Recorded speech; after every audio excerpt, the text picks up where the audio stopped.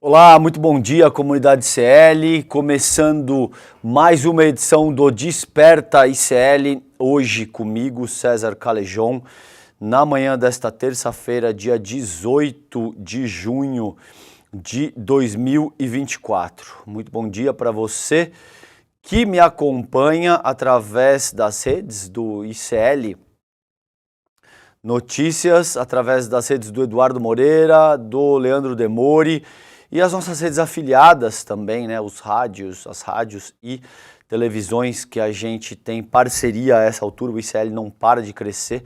Aliás, queria mandar um beijo muito carinhoso para toda a comunidade ICL que esteve no Despertar Empreendedor no Vibra São Paulo, aqui na capital, em São Paulo, esse último fim de semana, 14, 15 e 16 de junho, um evento gigante, gente. A gente não tem, eu pelo menos não tive dados oficiais até agora, mas a gente supõe algo aí entre 4.000, 4.100 pessoas no Vibra São Paulo. O carinho de vocês foi algo assim realmente impressionante, encheu toda a equipe de gás e energia para a gente seguir na luta.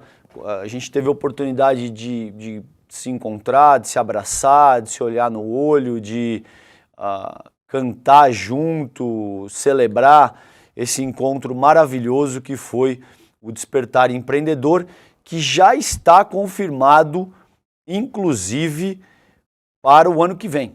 A edição de 2025, o Eduardo Moreira já diz que está confirmada também, então a gente vai ter o Despertar Empreendedor 2025. Um beijo enorme para vocês que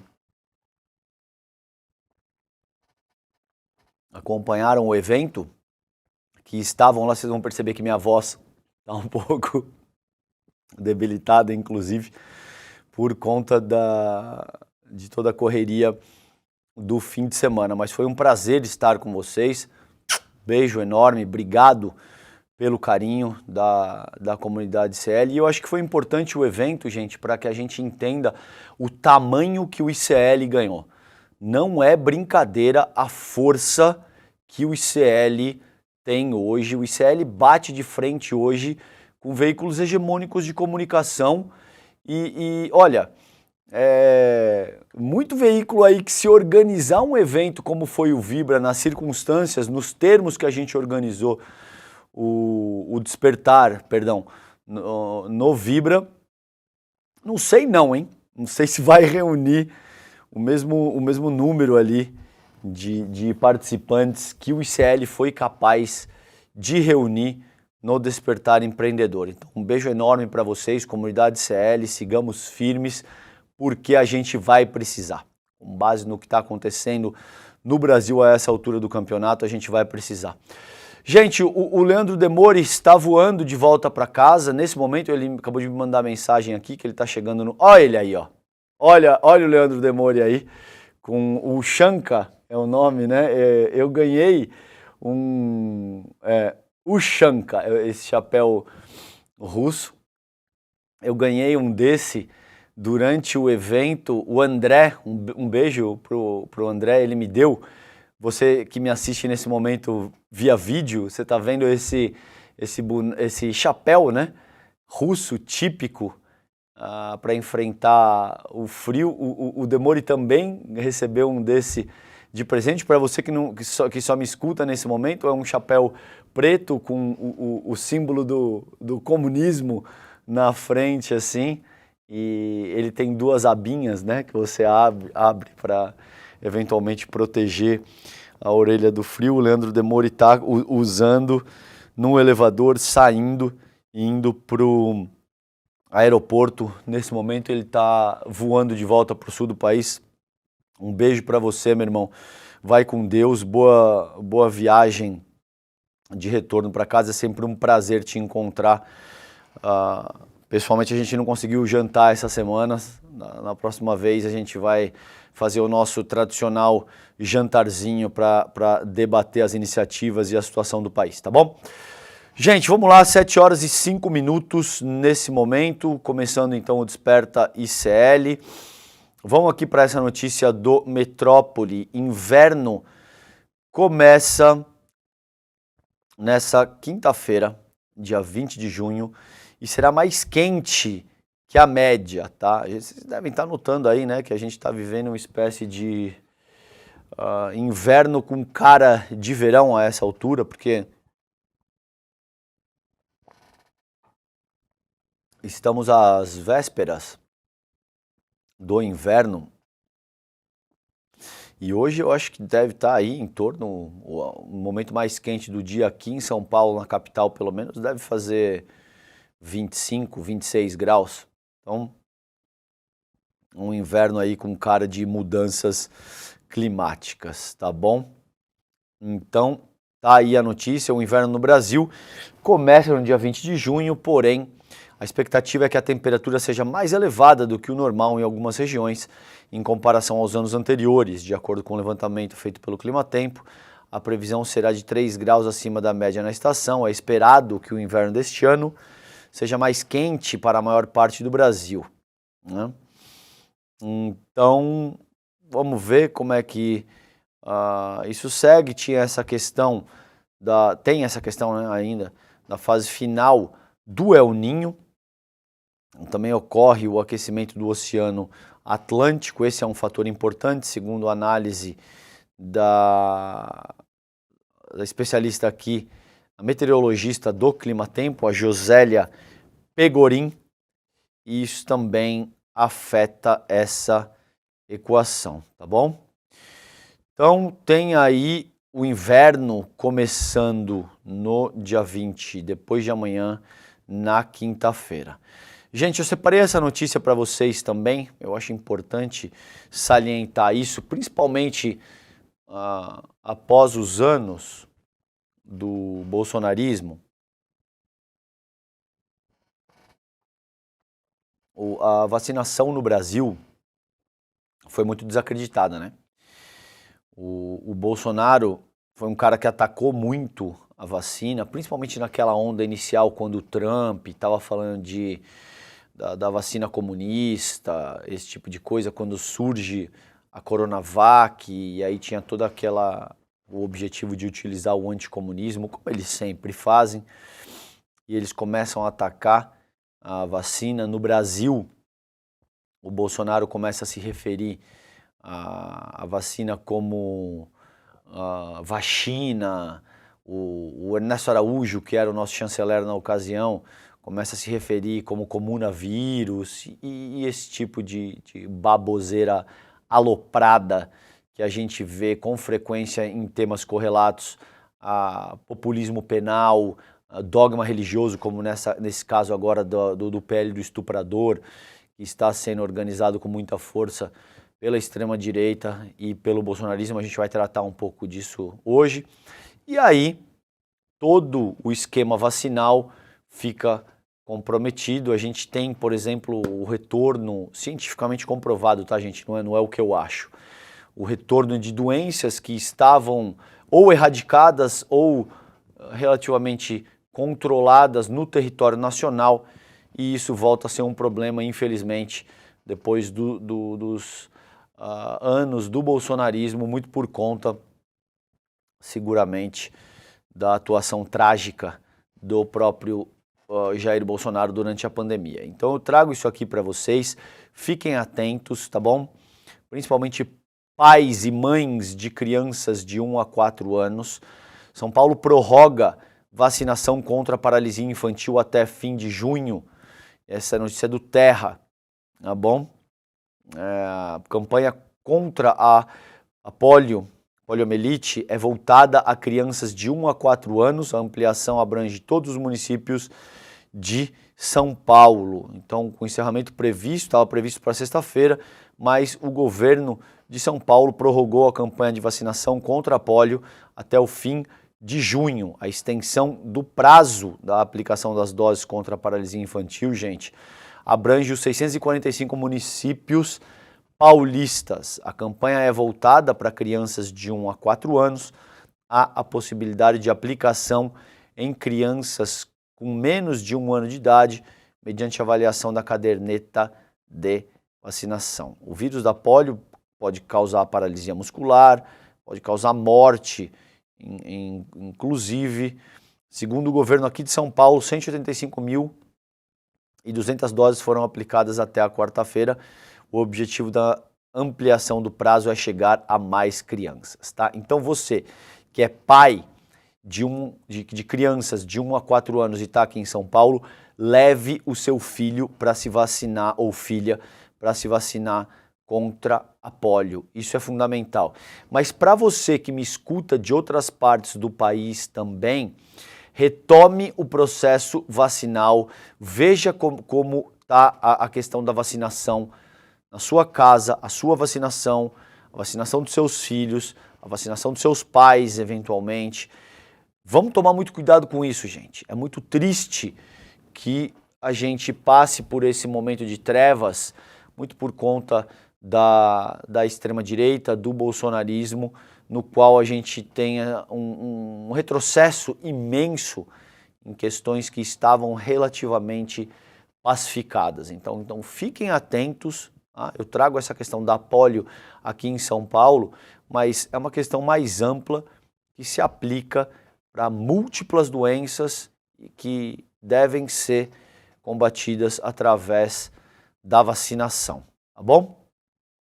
Gente, 7h11 nesse momento, muito bom dia para você que me acompanha agora, que está no carro, que está se preparando para o trabalho, que está acordando e ainda está na sua cama somente escutando o Desperta ICL desse dia 18 de junho, terça-feira. Até aqui eu trabalhei 2 temas, que o inverno começa no dia 20 de junho, depois de amanhã, quinta-feira.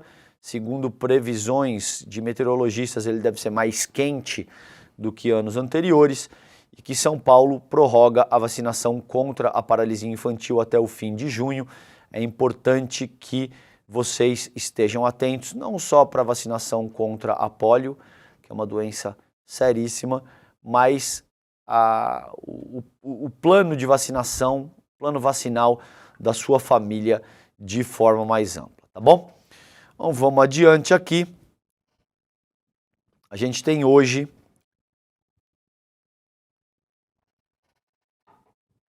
o julgamento do STF que pode tornar réus suspeitos do caso Marielle. Essa notícia especificamente é da CNN Brasil. Primeira turma decide hoje, terça-feira, se os irmãos Brazão, né, que são acusados pelo assassinato da Marielle Franco, junto com o delegado Rivaldo Barbosa, PM e assessor, serão indiciados, se eles viram réus nesse processo. Então, diz a notícia aqui da CNN, o Supremo Tribunal Federal julga hoje, terça-feira, se tornará réus 5 suspeitos de envolvimento na morte da vereadora carioca Marielle Franco e do motorista Anderson Gomes. A sessão na primeira turma do Supremo ocorre presencialmente a partir de 14h30. O julgamento é o único item na pauta. O canal no YouTube do STF transmitirá ao vivo o julgamento. Então, para você que quer assistir, esse é um julgamento importantíssimo. O assassinato da Marielle e do Anderson caracteriza o crime, o maior crime político, possivelmente desde o assassinato do Chico Mendes. Então, é um dos maiores crimes políticos da história do país. E hoje, a partir de 14h30, o YouTube do STF vai transmitir ao vivo o julgamento que pode tornar o Domingos Brazão, que é conselheiro do Tribunal de Contas do Rio de Janeiro, o Chiquinho Brazão, deputado federal sem partido, o Rivaldo Barbosa, delegado da Polícia Civil do Rio de Janeiro, o Ronald Paulo de Alves Pereira, um policial militar apontado como ex-chefe da milícia de Muzema, na zona oeste do Rio de Janeiro, e o Robson Calixto Fonseca, assessor do Domingos Brazão, como réus pelo assassinato de Anderson e Marielle. Gente, eu já disse isso no começo do programa. Vocês devem notar que minha voz está um pouco mais fraca e que eu estou indo um pouco mais devagar por conta... O fim de semana foi bastante puxado no despertar empreendedor. Então eu peço desculpa para vocês e um pouco de paciência comigo hoje. Eu vou num ritmo um pouco mais lento e a minha voz talvez esteja um pouco mais fraca hoje, tá bom? Então a sessão desse julgamento vai ser aberta pelo ministro Alexandre de Moraes, que é relator do processo, e ele chama o caso em pauta para o julgamento. Como o próprio Moraes é o relator do caso, ele vai fazer essa leitura do chamado, né, do relatório, que tem um resumo da tramitação do processo, e depois passa a palavra para a PGR fazer a sua manifestação. Então, fiquem atentos, quem quiser acompanhar, de novo, 14h30 no YouTube do STF, tá bom?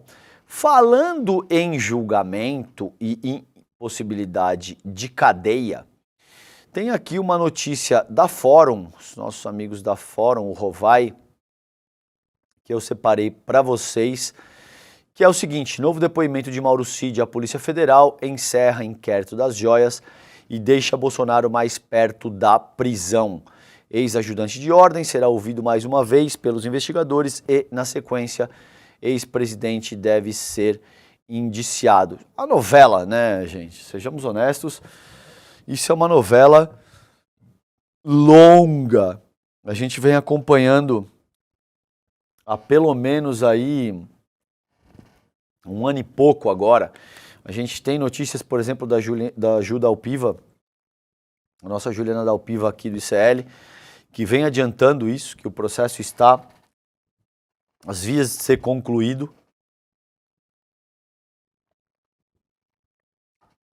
Surgiram novidades nessas últimas semanas, joias novas que não estavam aí no bojo desse inquérito e que parece que complicam um pouco mais ainda a situação do Jair Bolsonaro. Diz o texto aqui do Ivan Longo, foi publicado pela revista Fórum hoje, 4h20 da manhã, tá? Hoje, dia 18 de junho, 4h20 da manhã, o ex-ajudante de ordens Mauro Cid e seu pai, o general Mauro Lorena Cid, prestam depoimento à PF na tarde dessa terça-feira, dia 18, no âmbito do inquérito que apura o caso das joias e artigos de luxo que Jair Bolsonaro teria subtraído do acervo da Presidência da República e tentado vender nos Estados Unidos.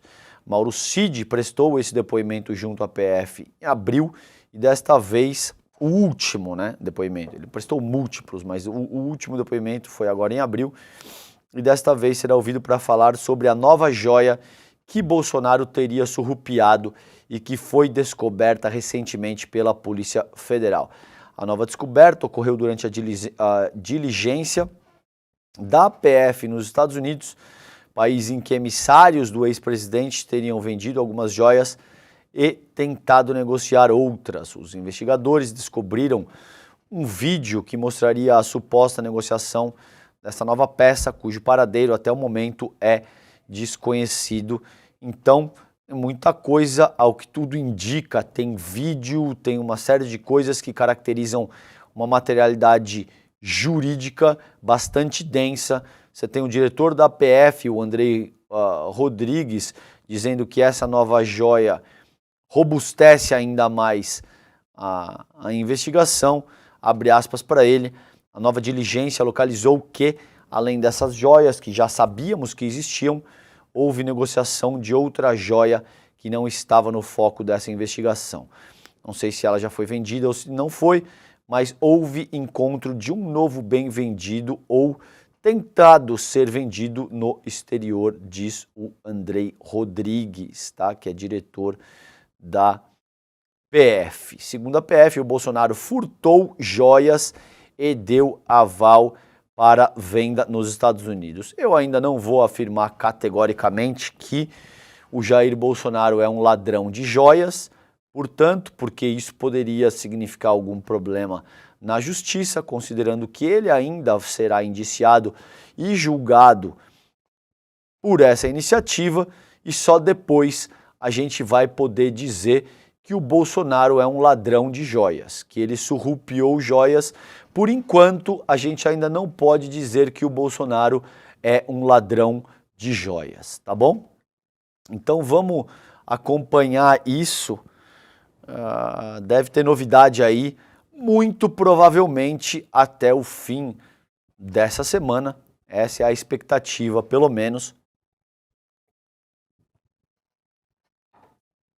que o inquérito dessa questão do Bolsonaro surrupiando as joias seja concluído até o fim dessa semana, que ele seja indiciado. E é importante, né, gente? Já está na hora, a gente não tem muito mais como nação, enquanto sociedade, conviver com esse tipo de expectativa, dado que existem provas materiais robustas em todas as frentes de acusação contra o Jair Bolsonaro, né? Sejamos honestos, no que diz respeito à fraude da caderneta de vacinação, no que diz respeito às joias, no que diz respeito aos atentados contra a democracia brasileira, enfim, uma infinidade de questões nas quais o Bolsonaro está envolvido e provas robustas,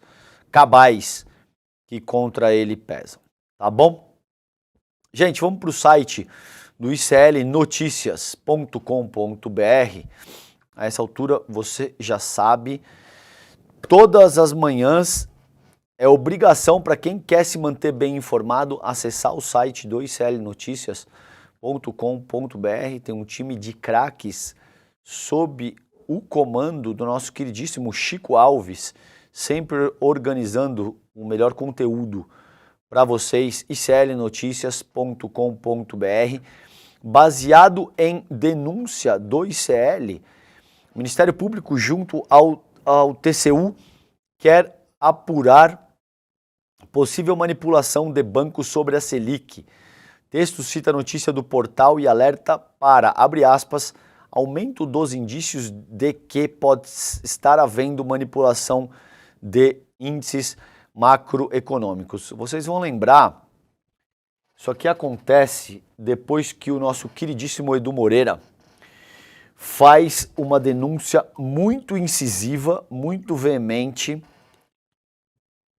e com muita substância, inclusive. Ele demonstra dados, ele demonstra números e coisas que provam de uma maneira bastante contundente que tem alguma coisa errada aqui. Essas pessoas estavam declarando aí expectativa de inflação de 3,5%, 3,7% e de repente vai para 8%. No que é o Boletim Focus. Vocês lembram essa explicação? O Boletim Focus é utilizado aí para, de alguma forma, escutar o mercado, né? Como se o mercado fosse um conjunto gigante de pessoas, como se basicamente... Eu já tive debates com liberais, por exemplo, que me disseram o mercado somos todos nós. Lembra daquele meme das árvores? As árvores somos nós, né? O mercado somos todos nós. E eu disse, não, meu caro, você sabe muito bem que o mercado não somos todos nós. O mercado é um grupo extremamente restrito, né, que pauta os rumos econômicos e, consequentemente, sociais e políticos da nação também. Por que não? A gente sabe, isso sou eu que estou dizendo, o Campos Neto, na frente da presidência do Bacen, vem utilizando a autoridade monetária como uma arma política contra o governo federal, né? Então, diz aqui o texto do iclnoticias.com.br, o subprocurador-geral Lucas Furtado, do Ministério Público junto ao Tribunal de Contas da União, protocolou na última sexta-feira, dia 14, uma representação solicitando que o tribunal apure a possível influência de bancos e instituições financeiras na definição de índices por parte do Comitê de Política Monetária, o Copom, do Banco Central. Tudo isso, vocês vão lembrar, gente, vem na esteira daqueles encontros do Campos Neto com o Tarcísio de Freitas, com o Luciano Huck, vocês lembram aquele jantarzinho, né? Para citar a Conceição Tavares aqui, que ela diz que de fato essas decisões são tomadas nos jantares sofisticados. Ela fala com uma ironia maravilhosa, fumando o cigarrinho dela, e dá conta, né, os jantares sofisticados da alta burguesia nacional, no qual o Luciano Huck, por exemplo, disse que não, a gente não discutiu política, é um encontro de amigos.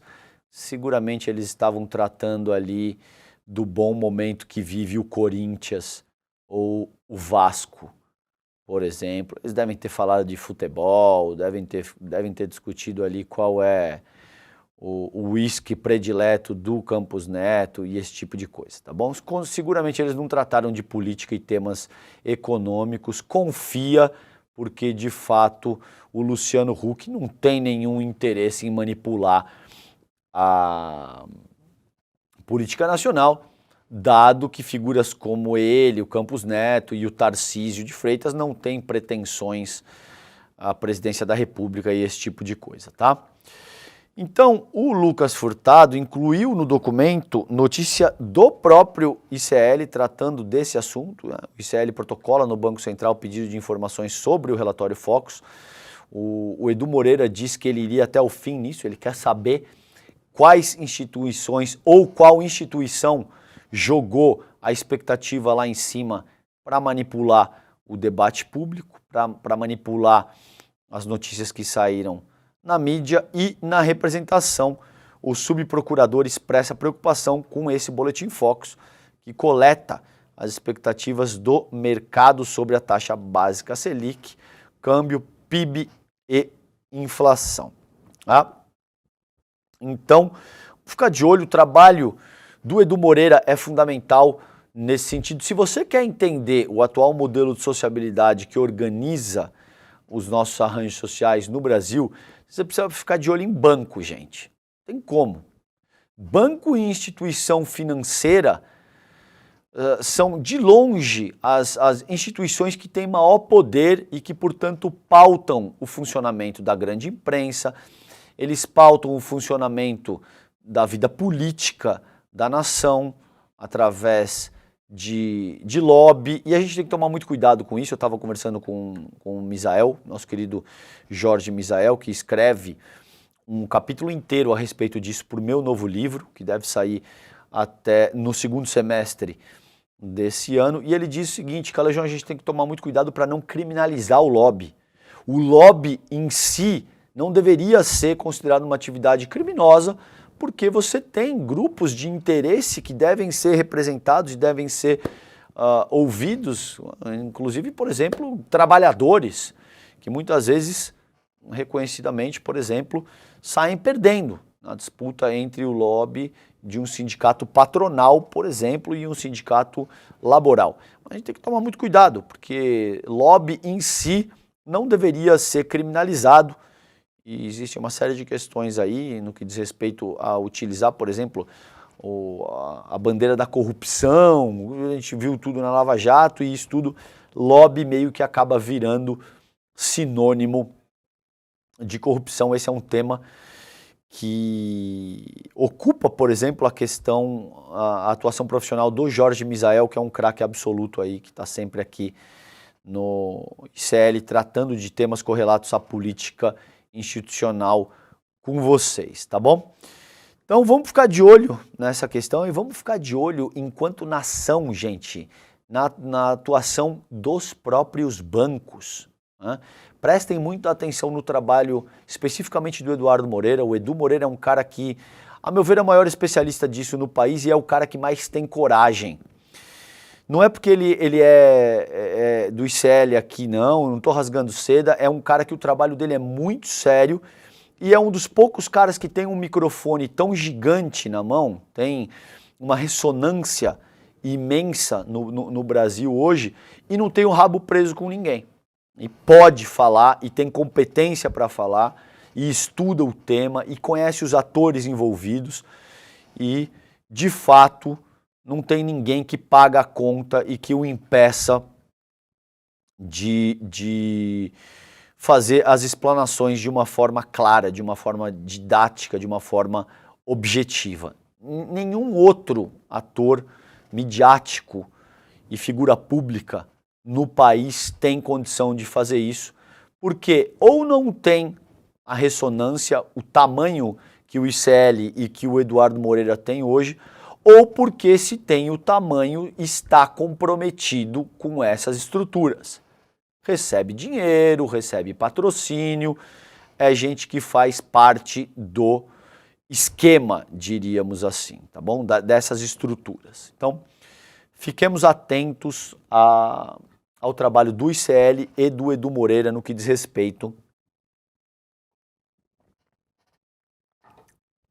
a como os bancos e as instituições financeiras manipulam o debate público e a vida sociopolítica do país de forma mais ampla, tá bom? Gente, dá uma passada rápida aqui pela home do iclnoticias.com.br, então tem essa questão da denúncia que o ICL fez junto aí ao Ministério Público e o TCU apurando possível manipulação de banco sobre a Selic.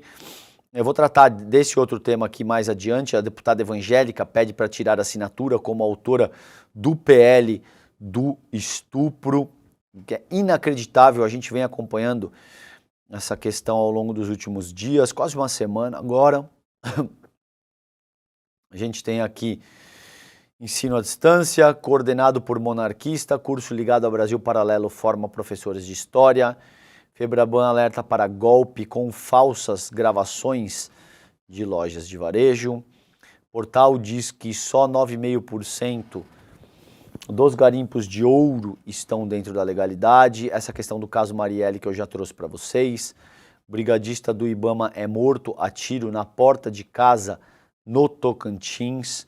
E os colunistas do ICL aqui, o Valdemar Figueiredo, a Juda Alpiva, o Leonardo Boff, o time de craques que a gente tem cotidianamente aí para vocês. Esse texto especificamente da Juda Alpiva que diz PL do estupro, como o Lira prometeu à frente evangélica que aprovaria, texto antes do recesso, é fundamental. Eu recomendo fortemente a leitura dessa coluna da Juliana da Alpiva, porque é didático. Tá? Se você quer entender quem é o Arthur Lira e como fundamentalistas religiosos e fisiologistas de primeira hora, como o Arthur Lira, estão dispostos a literalmente atropelar crianças, nesse caso, sobretudo, meninas pretas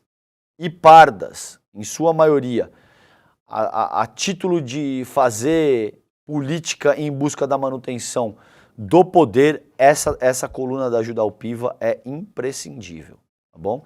E isso acontece na atuação da extrema-direita inteira, quando eles utilizam populismo penal, quando eles utilizam o dogma religioso, passam por cima de valores científicos e invariavelmente condenam à morte meninas e meninos, em sua grande maioria pretas e pardas, tá?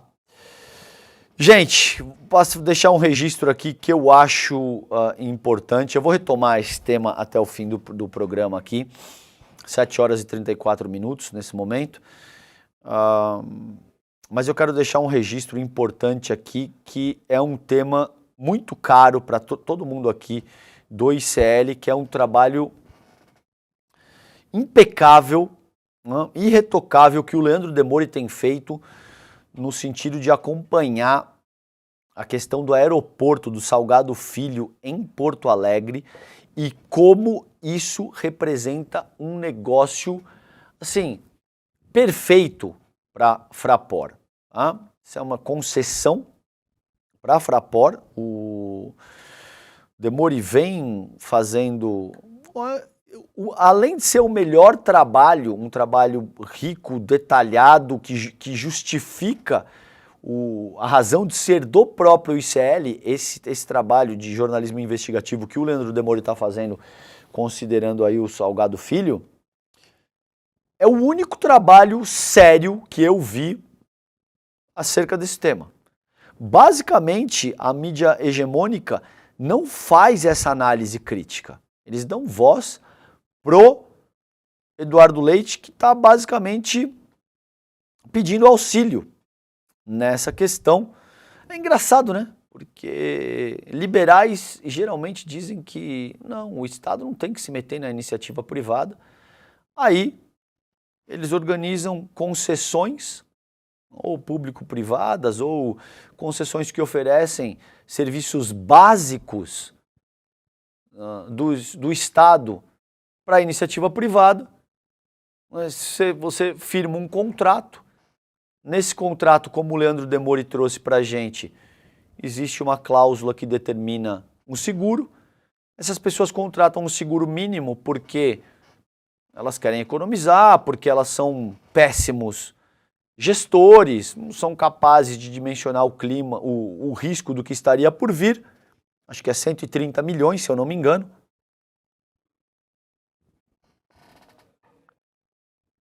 Você tem um problema gigante, que é a maior tragédia climática da história, e aí simplesmente a empresa começa a dizer que não, assim eu não vou cumprir isso aí não, tá bom? Não me interessa, isso aí não é... Não, mas está previsto em contrato, meus caros. Ah, não, mas agora a gente precisa da ajuda do Estado, porque isso vai custar R$1 bilhão para botar o aeroporto funcionando novamente. Depois não é mais 1 bilhão, depois são 300 milhões de reais.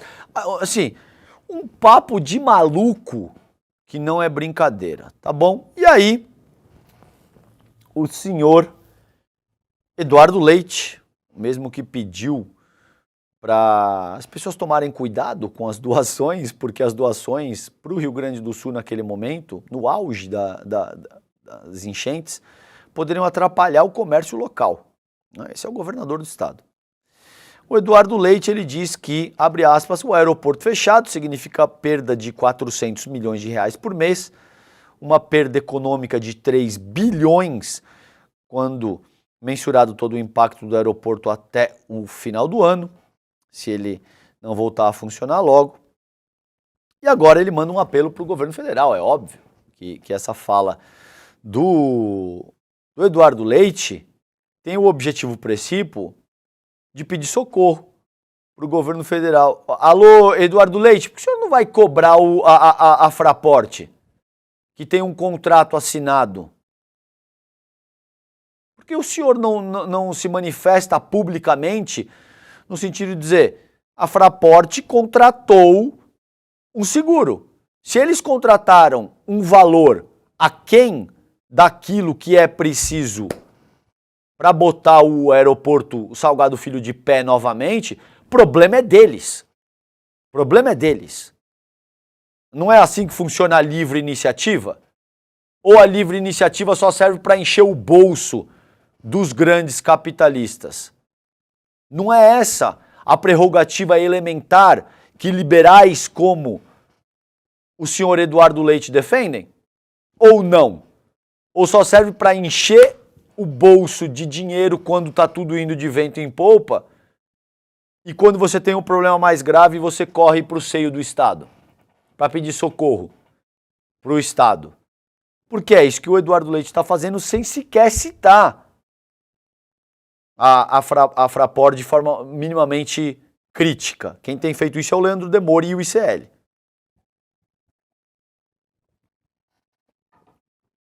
Então tá aí.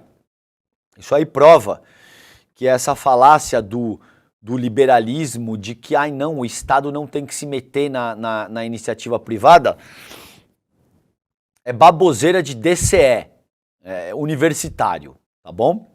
Então, se você ainda acredita nesse tipo de coisa, tá aí a prova material de que quando o bicho pega, é o Estado que vai ter que socorrer e, como eu vejo nesse caso, vai ter que socorrer porque vai fazer o quê?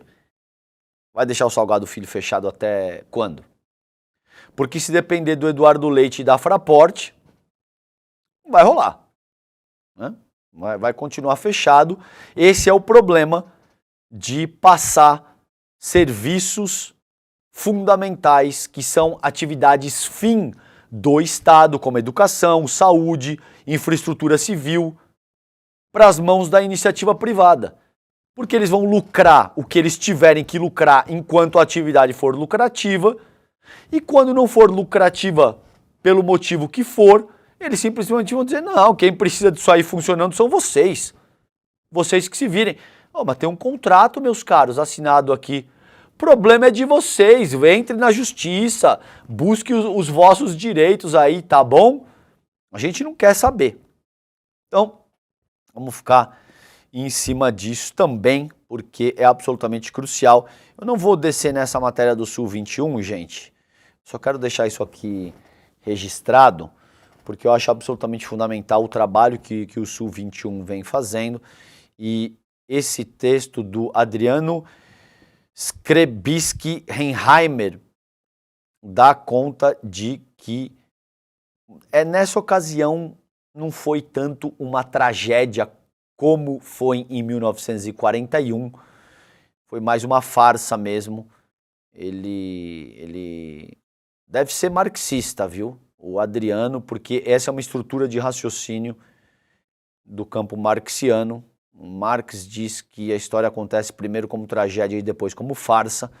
O Adriano está utilizando essa estrutura de raciocínio do campo marxiano para te dizer que enquanto as cheias de 1941 se encaixaram no perfil de uma tragédia, a situação recente é uma farsa que expõe falhas estruturais e negligência. O Sebastião Melo, o Eduardo Leite, etc. e tal. E essa grande patota aí, que agora vai ficar chorando por auxílio do governo federal. Vale aí a leitura, então não vou descer nisso nesse momento, tá bom? Gente, Poder 360, Dino marca audiência no STF para tratar do fim do orçamento secreto. Determinação é resposta à petição de entidades que alegam descumprimento de decisão sobre inconstitucionalidade da prática. Então, o Dino marcou para o dia 1º de agosto uma audiência para discutir o suposto descumprimento de decisão do tribunal que determinou a inconstitucionalidade do chamado orçamento secreto. Esse despacho vem agora depois da petição de entidades que atuam como amigas da corte, como a Associação Contas Abertas, a Transparência Brasil, né, que Transparência Internacional, que teve ali uma parceria muito forte com a Lava Jato, vocês vão lembrar, a Transparência Internacional, no processo e que comunicaram a persistência do descumprimento da decisão. O Dino vai conduzir essa audiência de conciliação. Foram intimados pelo ministro para o comparecimento o Paulo Gonet, que é o atual procurador-geral da República, o Bruno Dantas, que é presidente do TCU, e o Jorge Messias, que é ministro-chefe da Advocacia Geral da União. Vamos ficar de olho nisso também, porque essa é uma questão absolutamente fundamental e importante para a forma como o Congresso Nacional se organiza em última instância, tá? Gente, PL 1904, vamos lá. Esse é o tema do momento e é muito sintomático, gente. Por que é muito sintomático o 1904? porque ele utiliza o dogma religioso no cerne da organização da vida sociopolítica do país. E isso é tenebroso. Isso bota o Brasil na idade medieval. Eu venho insistindo que esse é há anos agora, aqui no ICL. Vocês vão achar vídeo meu dizendo isso em dezembro de 2022, aqui no ICL.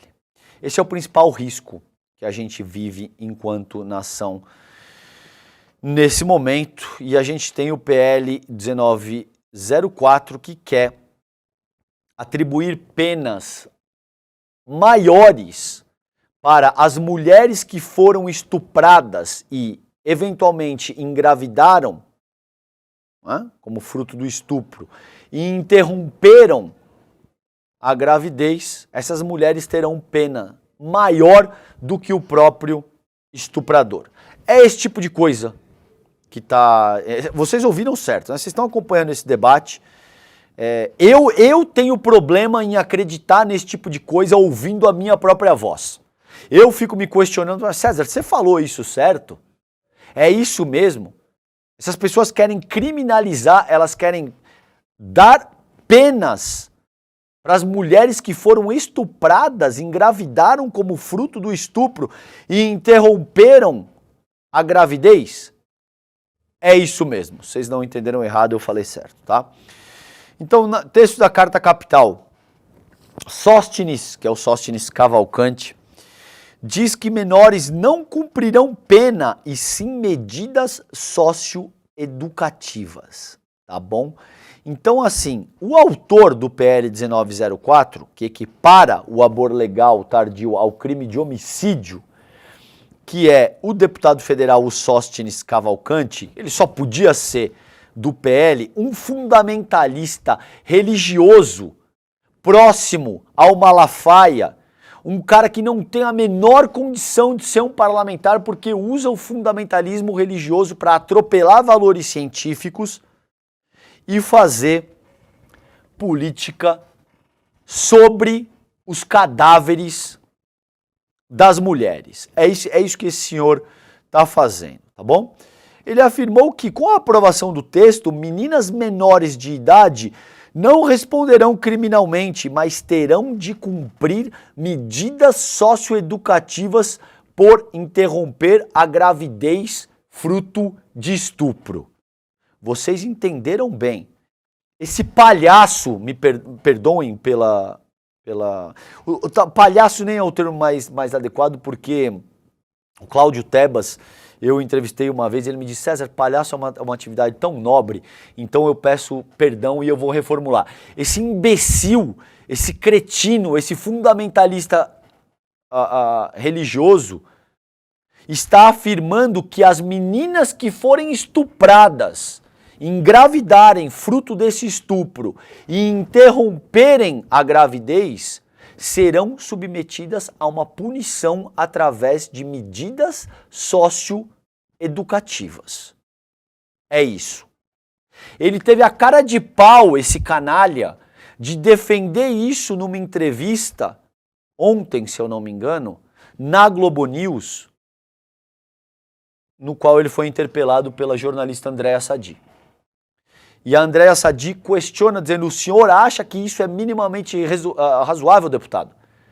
Que uma menina de 12, 13 anos que foi estuprada, um primeiro trauma gigante, depois ela teve que abortar um segundo trauma gigante para interromper a gravidez fruto desse estupro, e que agora ela vai ter que ser submetida a uma punição através de uma medida socioeducativa.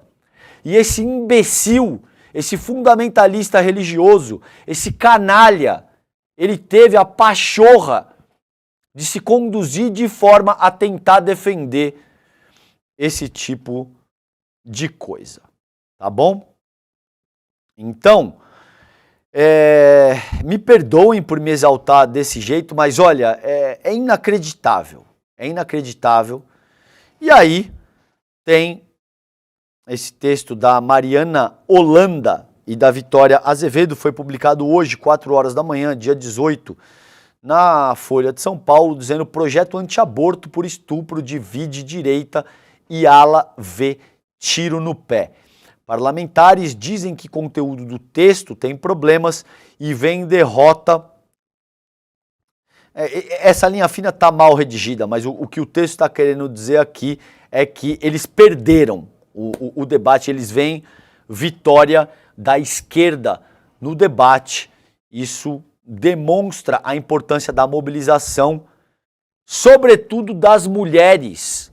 Eu estou convencido que se tem alguém que vai derrotar de fato a extrema-direita no país, são as mulheres.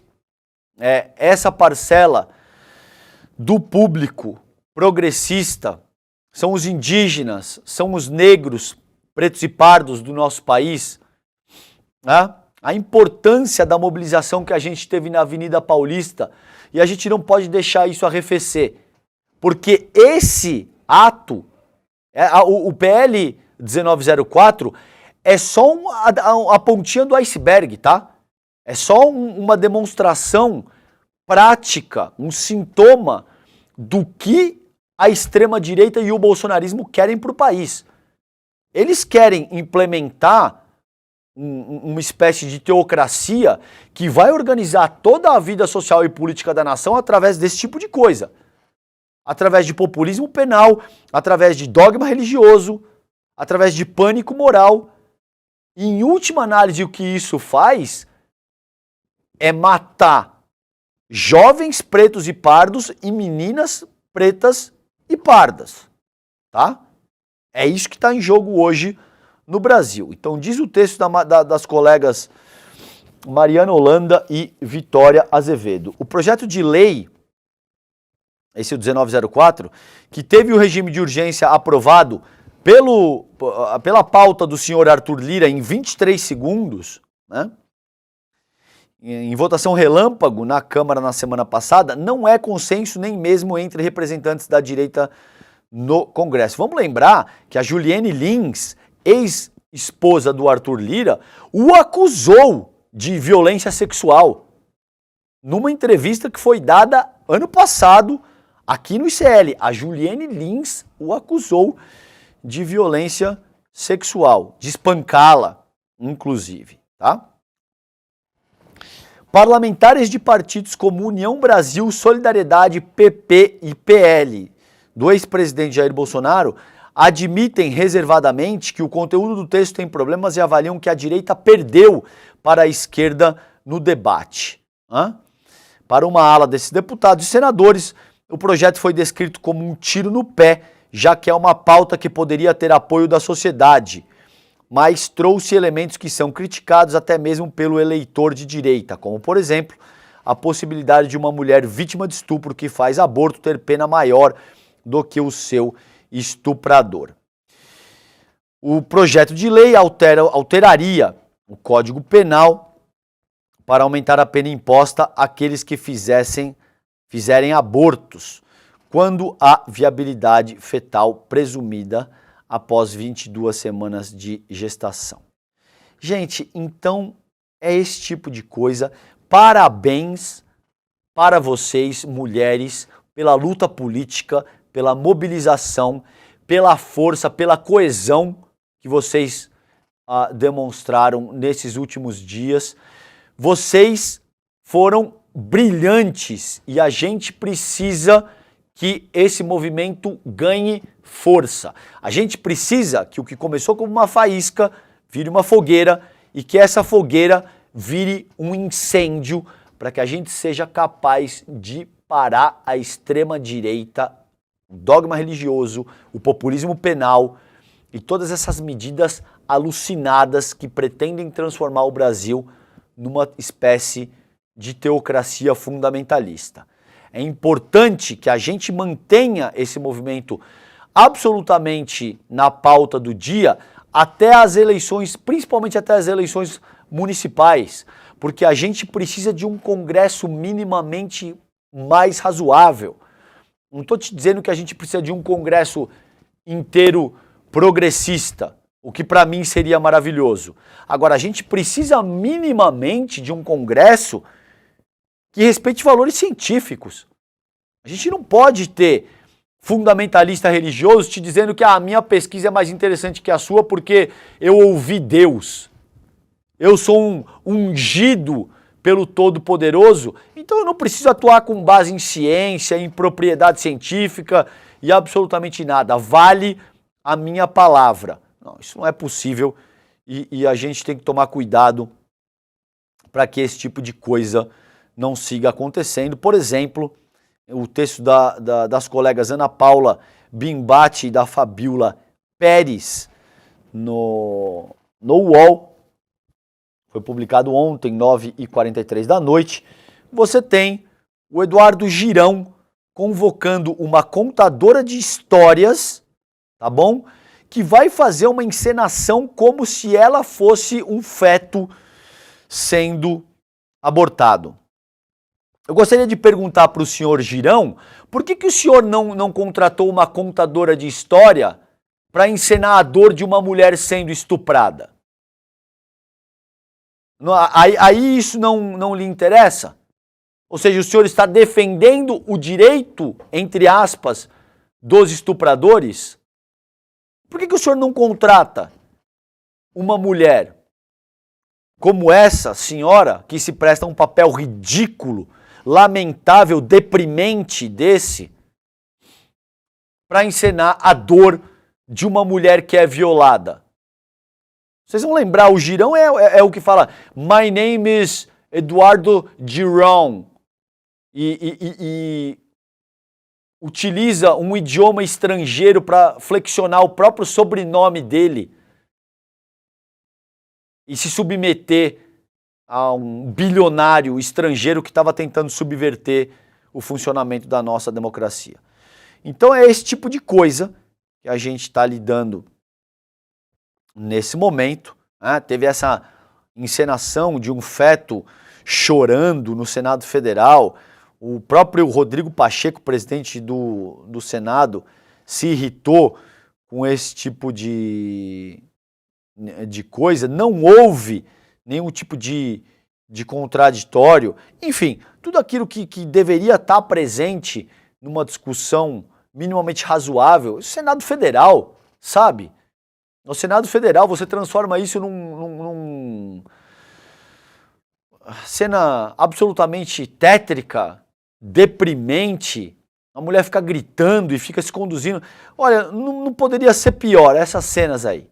Tá bom? Eu não vou colocar áudio nesse tipo de coisa porque 7h57 da manhã eu acho que é um pouco demais para vocês nesse momento, tá bom? E aí, de volta pro ICL Notícias, a gente tem uma deputada evangélica pedindo para tirar a assinatura como autora do PL do estupro. É importante que vozes evangélicas também se levantem no sentido de dizer que não estão alinhados com esse tipo de fanatismo religioso alucinado que pretende criminalizar meninas, mulheres que são vítimas de um estupro e vocês pretendem revitimizar esse tipo de coisa. É óbvio que o Eduardo Girão não está minimamente preocupado com isso, porque ele nunca foi e nunca vai ser estuprado, ele nunca vai engravidar como fruto de um estupro. Você acha que o Arthur Lira está preocupado em estuprar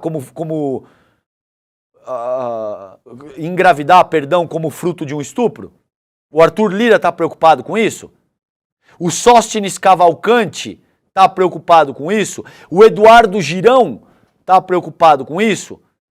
Então eles podem se dar ao luxo de utilizar vidas humanas para fazer política e sambar na cara dessas pessoas. Agora o tiro saiu pela culatra, tá bom?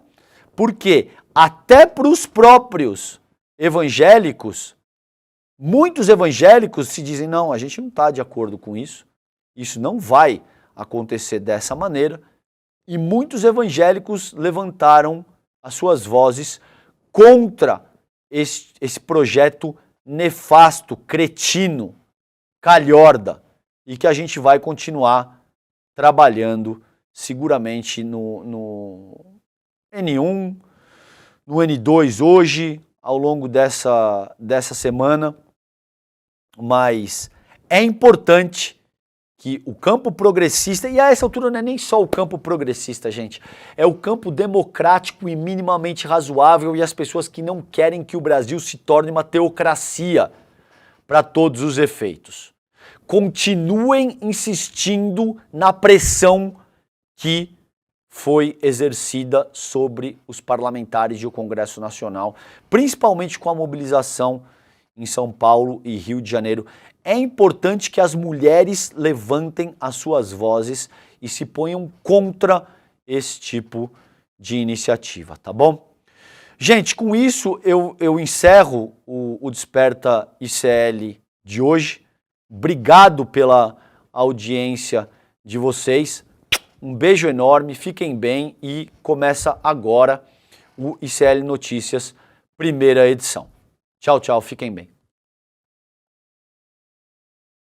A gente vive uma pandemia tecnológica que para muitas pessoas é silenciosa, mas cujos danos podem ultrapassar o que qualquer um de nós imagina. O maior especialista do mundo, eleito o melhor professor da New York University e um dos 40 maiores professores do mundo de negócios, Adam Alter, vai nos dar uma aula explicando como esse vício em tecnologia é desenvolvido, como as maiores empresas do mundo têm lucrado às nossas custas e como a gente pode escapar desse vício e levar uma vida mais saudável. Adam Alter vai nos dar uma aula dia 7 de julho, às 8 horas da noite, Apocalipse Tecnológico, uma aula fundamental que você não pode perder. Chame seus filhos, chame as pessoas todas que moram com você para assistir junto. É uma aula imperdível.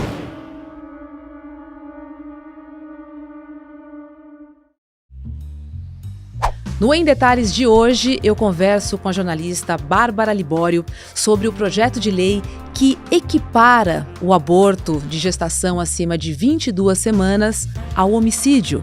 A proposta, aprovada em regime de urgência na Câmara dos Deputados, foi contestada por grande parte da sociedade e ganhou as ruas de todo o país.